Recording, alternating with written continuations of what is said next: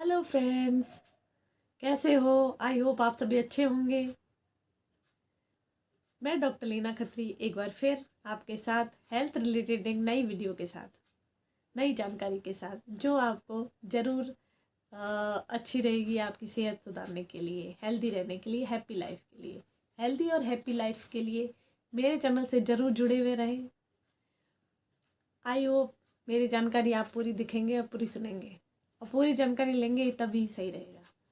मैं आज बात करूंगी हार्मोनल प्रॉब्लम, औरतों की हार्मोनल प्रॉब्लम के बारे में, पीआईडी, पीसीओडी, ये सब के बारे में।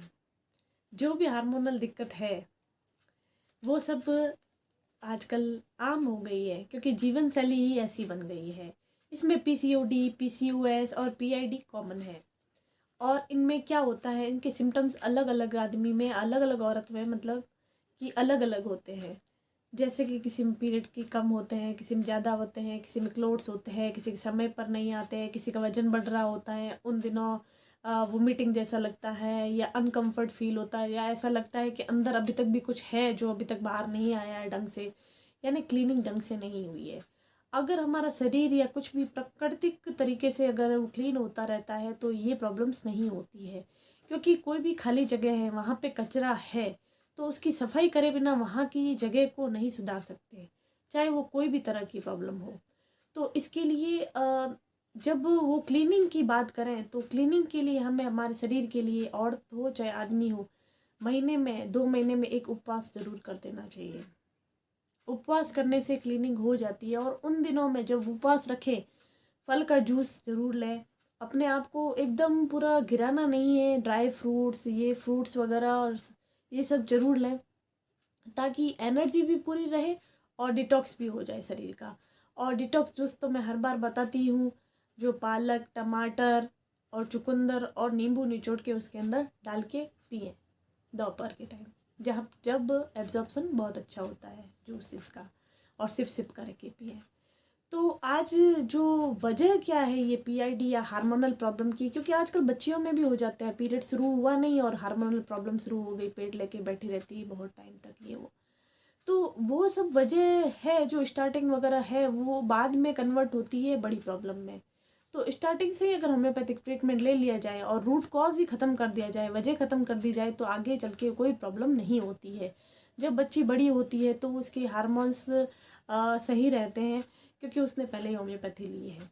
लंबाई भी सही बढ़ती है, चेहरे पे जो अनवांटेड हेयर्स है, जो बाल आ जाते हैं बहुत ही जल्दी, आवाज़ भारी हो जाती है आदमियों जैसी, और चेस्ट बनता नहीं है, या फिर कोई भी ग्रोथ है जो उसकी फीमेल हार्मोन्स की वजह से होना चाहिए वो सब नहीं होता है। ये सब हार्मोनल प्रॉब्लम में होगी। आजकल थायराइड भी हर किसी को हो जाता है, क्योंकि स्ट्रेस में हर कोई रहता है, और स्ट्रेस ऐसी बातों का जिसका तो कोई मतलब भी नहीं है। और बच्चियों में भी ये टेंशन हो जाती है, कोई छोटी मोटी बात की, हर बात को लेके बैठना वगैरह। तो ये चीज़ में बहुत फ़र्क पड़ता है मेंटली, पूरे शरीर को स्वच्छ रखने में, शरीर को स्वस्थ रखने में। तो हमें इसके लिए क्या क्या करना चाहिए क्लीनिंग के लिए? बाजार का खाना एकदम बंद कर देना चाहिए। और जो बाजार का खाना जो पैक्ड बंद आता है ना, चिप्स वगैरह ये सब तला फला, तो बंद कर देना चाहिए। उसके अलावा कुछ भी, जैसे जो कटे हुए फ्रूट्स वगैरह आजकल आते हैं वो भी हमें बंद कर देना चाहिए हो सके तो। जूस भी निकालें पालक वगैरह का, तो घर पे अपनी मिक्सी में निकालें तो ज़्यादा बेहतर रहता है। और ऊपर काला नमक डालें ताकि वो अच्छे से आंतों की सफाई कर सके। और जो ये बर्थ कंट्रोल पिल्स है, जो संडे मंडे गोलियां हैं, ये बहुत ही ज़्यादा धड़ल्ले से बिक रही है। अगर कोई घर में ऐसा कार्य होता है, भगवान की पूजा वगैरह, तो उन दिनों में भी खुद को एक, कहते हैं ना कि संभाल के रखिए उन दिनों में भी, और हो सके तो ये गोलियां ना लें, क्योंकि इनसे ही अंदर सूजन आना, आजकल बच्चेदानी निकलवानी पड़ जाती है छोटी उम्र में। तो ये सब चीज़ें हम ध्यान रखते हैं। अनवांटेड जो गोलियां लेते हैं, सर दर्द की ले ली, पेट दर्द की ले ली, जो पीरियड में दर्द होता है उसमें दर्द की गोली ले ली, कोई सी भी गोली एलोपैथिक नहीं लेनी चाहिए।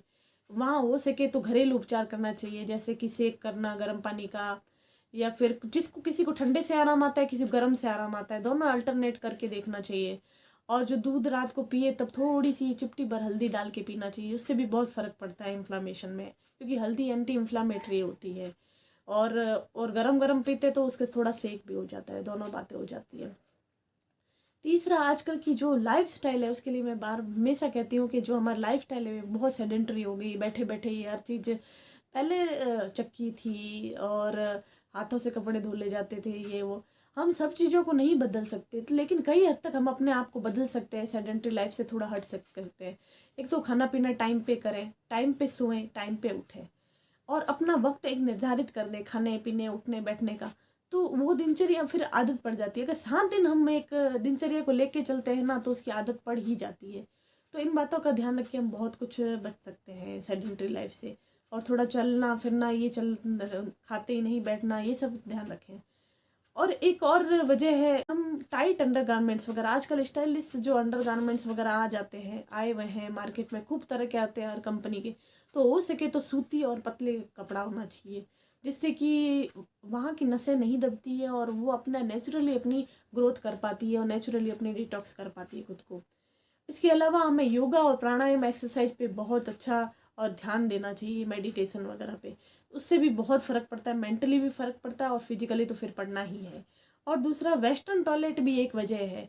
तो वेस्टर्न टॉयलेट तो इसको हम एकदम से नहीं हटा सकते, हो सके तो इंडियंस है तो फिर इंडियन ही यूज ले, तो वहाँ की नसों की अपने आप ही खिंचाई हो जाती है, अपने आप ही ताकत आ जाती है उनमें। लेकिन वेस्टर्न टॉयलेट के लिए हम क्या अल्टरनेट कर सकते हैं? बस ये कर सकते हैं, ज़्यादा देर बैठे नहीं वहाँ पे, जब प्रेशर बने तभी जाएं, ज़्यादा प्रेशर बनते तो भी योनि पर जोर आता है। और वहाँ पे टेबल, पैर के नीचे टेबल रखें, एक पाटा कहते हैं ना जिसको अपनी भाषा में, मारवाड़ी भाषा में या फिर देसी भाषा में, तो वो रखें जिससे कि थोड़ा एलिवेट हो और उसकी वजह से पोजीशन एकदम ठीक हो जाए, तो उससे भी बहुत फ़र्क पड़ता है। और हम क्या करते हैं, टॉक्सिन्स जो है आजकल पेस्टिसाइड हर चीज़ में है और टॉक्सिक जो हर चीज़ में है, सुपारी खाने की आदतें हैं, ये सब चीज़ें जो है ना, ये सब माउथ फ्रेशनर वगैरह भी अगर आप उसको अलग से बनाएं घर पे ला के, सौंफ या जो भी चीज़ है जो आपको, दालचीनी या जो जो भी चीज़ आपको, दाल या वगैरह जो भी अच्छा लगता है, उसको ला के घर में मिक्सर एक डब्बे में बना के रखें, खुद बनाएं, तो उससे ज़्यादा बेहतर रहता है। और क्या कर सकते हैं, जो डार्क अंडरगारमेंट्स है, डार्क कलर हमेशा अनवांटेड चीज़ या अनवांटेड जो कलर्स है, वो क्या होते हैं कि जो रेनबो के कलर्स हैं उसमें ब्राइट कलर्स है ना, वो बहुत अच्छे रहते हैं। ब्राइट कलर्स हो सके तो पहने, डार्क कलर ना पहने और सूती कपड़े का हमेशा यूज ले, चाहे अंडरगारमेंट्स हो चाहे बाहरी वस्त्र हो, वो सब कुछ डार्क कलर के ना रखें, सूती रखें, पॉलिस्टर वगैरह का जहाँ तक हो सके अवॉइड करें उनको। और हम क्या कर सकते हैं, तो क्लीनिंग के लिए तो उपवास करना ही है। देखिए, नेचुरल तरीके से देखें तो 5 तत्व हैं, अग्नि, वायु, जल, आकाश, ये सब, धरती वगैरह। तो इनसे जितना हो सके जुड़ेंगे ना, तो ये चीज़ों में अपने आप आराम आ जाएगा। जो अग्नि का हम कह रहे हैं, तो गर्म हम चीज़ों का यूज ले रहे हैं, जैसे दूध गर्म पी रहे हैं वगैरह, उससे आराम आ रहा है। आकाश, ये वायु, ये सब हम बाहर वॉक करके, जो सेडेंटरी लाइफ वगैरह को, इन सब से जुड़ के, खाना बैठ के खा रहे हैं, ये सब चीज़ें से जुड़ के, हम प्रकृति से जुड़ के बहुत कुछ अच्छा कर सकते हैं। मॉर्निंग वॉक वगैरह करके, ये सब चीज़ों से, मेडिटेशन वगैरह करके, ये भी तो हम नेचर से जुड़ रहे हैं ना। उसके अलावा हमारे जो, अगर रेगुलर में देखें तो हमें क्या क्या चीज़ शामिल करनी चाहिए, रेगुलर वॉकिंग शुरू करनी चाहिए और नॉर्मल एक्सरसाइजेज हमें करनी चाहिए। एक्सरसाइज के लिए जो लेडीज़ के लिए एक्सरसाइज के लिए मैं अलग वीडियो बनाऊंगी और उसमें शॉर्ट वीडियो होगी और 3-4 एक्सरसाइज बताऊंगी। तीसरा है सेडेंटरी लाइफ से अपनी दूरी बनाना। ये सब कारण बताए हैं, वही चीज़ निवारण में आएंगे। टाइट कपड़े नहीं पहने, वाइट कॉटन के कपड़े पहने, सुबह सुबह की जो धूप है वो जरूर लें, उससे अपने आप ही टॉक्सिन्स निकलने लगते हैं, एब्जॉर्प्शन होता है विटामिन डी का। तब खिड़की खुली रखें हो सके जब तक, तो उससे भी क्या, एयर है ना, बाहर अंदर होनी जरूरी होता है। पेट को साफ रखें, जोर नहीं लगाना पड़े, अच्छा खाएं, स्ट्रेस ना लें। ये तो मेंटली तो खुद को काम रखना ही है, योगा में मेडिटेशन वगैरह सब करके।